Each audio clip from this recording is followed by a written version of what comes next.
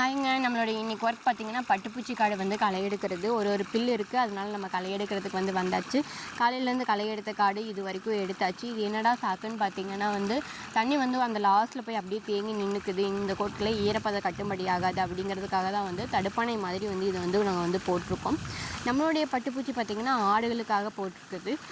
இது பார்த்திங்கன்னா செகண்ட் வெட்டு. முதல் வெட்டு வந்து நான் வந்து வெட்டியாச்சு. இது வந்து ரெண்டாவது வெட்டு. நம்ம பட்டுப்பூச்சி பார்த்திங்கன்னா நாற்று வாங்கியெல்லாம் போடல, கட்டையை தரித்து அப்படியே வந்து நாங்கள் வந்து நெட்டியிருக்கோம். சில பேர் பதியம் வச்சு நாற்று மாதிரி இது பண்ணி நெட்டுவாங்க. நாங்கள் வந்து அப்படியே கட்டையை அப்படியே நெட்டியிருக்கோம்.